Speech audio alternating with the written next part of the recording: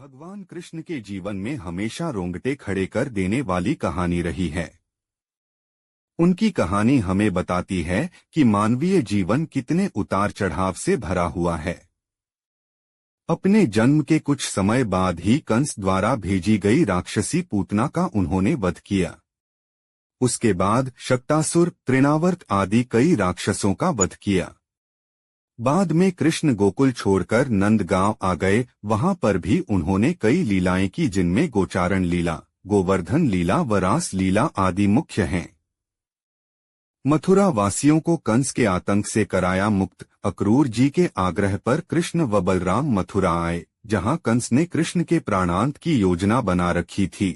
श्री कृष्ण ने इसी दौरान अपने मामा कंस का वध किया और मथुरा वासियों को उसके आतंक से मुक्त कराया। तत्पश्चात श्री कृष्ण ने अपने नाना उग्रसेन को मथुरा का राजा बनाया और जेल में बंद अपने माता पिता को रिहा कराया।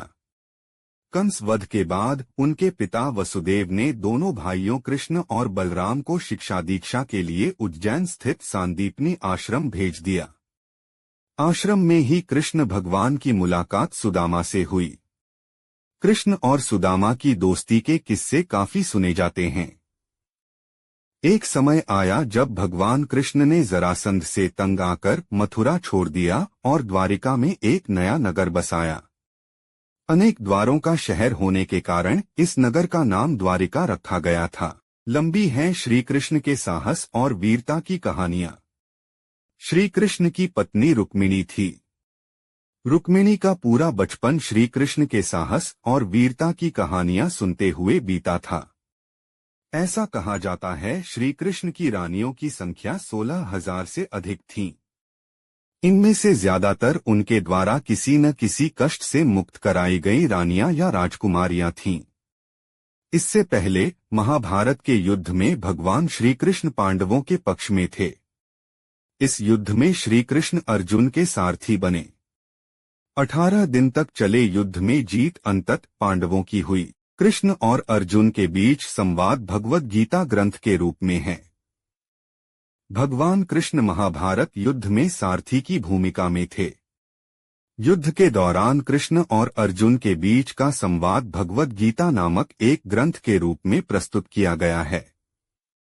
महाभारत युद्ध के बाद जब हस्तिनापुर में युधिष्ठिर का राजतिलक हो रहा था, तब कौरवों की माता गांधारी ने युद्ध के लिए श्री कृष्ण को दोषी ठहराते हुए श्राप दिया कि जिस प्रकार कौरवों के वंश का नाश हुआ है, ठीक उसी प्रकार यदुवंश का भी नाश होगा। कहा जाता है कि एक बार श्री कृष्ण के बेटे सांब ने चंचलता के प्रभाव में ऋषि दुर्वासा का अपमान कर दिया। ऋषि दुर्वासा क्रोधित हो गए और उन्होंने यदुवंश को नष्ट करने के लिए सांब को शाप दिया।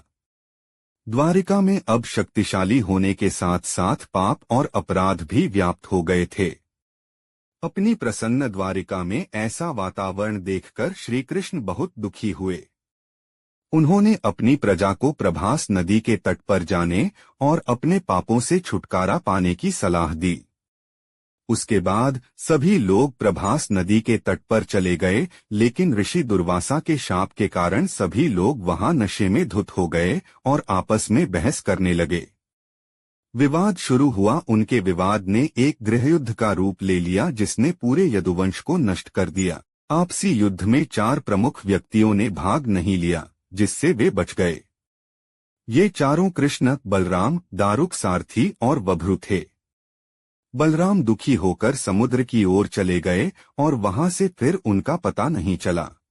कृष्ण बड़े जंगल में गए और दारुक को अर्जुन के पास भेजा गया और उसे निर्देश दिया गया कि वह वहां से स्त्री बच्चों को हस्तिनापुर ले जाएं। कुछ स्त्रियों ने जलकर प्राण दे दिए। अर्जुन आए और शेष स्त्री बच्चों को अपने साथ ले गए। Also read. धर्म दीक्षा मातृशक्ति के अभिनंदन का लोकोत्सव नंदा देवी पर्व कहा जाता है कि मार्ग में पश्चिमी के जंगली आभीरों से अर्जुन को मुकाबला करना पड़ा। कुछ स्त्रियों को आभीरों ने लूट लिया। शेष को अर्जुन ने शाल्व देश और कुरु देश में बसा दिया। कृष्ण शोकाकुल होकर घने वन में पहले ही चले गए थे। ऐसे ही एक दिन जरा नामक एक बहेलिये ने हिरण के भ्रम में तीर मारा। वह बाण श्री कृष्ण के पैर में लगा, जिससे शीघ्र ही उन्होंने इस संसार को छोड़ दिया और नारायण के रूप में बैकुंठ धाम में विराजमान हो गए। देह त्यागने के साथ ही भगवान कृष्ण द्वारा निर्मित द्वारका नगरी भी समुद्र में विलीन हो गई और यादव कुल नष्ट हो गया। कृष्ण की मृत्यु के बाद अर्जुन ने उनका अंतिम संस्कार किया। शरीर छोड़ने समय भगवान कृष्ण 125 वर्ष के थे। कृष्ण के देहांत के बाद द्वापर युग का अंत और कलयुग का आरंभ हुआ। कृष्ण, वासुदेव, मुरारी और लीलाधर के नाम से पुकारे जाने वाले भगवान श्री कृष्ण के जन्मोत्सव की धूम देश भर में गूंजती है। जन्माष्टमी पर भगवान श्री कृष्ण के मंदिर रात भर खुले रहते हैं। इस दौरान मंदिरों में कई आयोजन किए जाते हैं। भगवान श्री कृष्ण को विष्णु का 8वां अवतार माना जाता है। कृष्ण एक निस्वार्थ कर्मयोगी, एक आदर्श दार्शनिक, एक बुद्धिमान व्यक्ति और दिव्य संसाधनों से संपन्न एक महान व्यक्ति थे। अगर आपको ये वीडियो पसंद आया तो इसे लाइक, सब्सक्राइब और आगे शेयर करें। मिलते हैं अगली वीडियो में। धन्यवाद।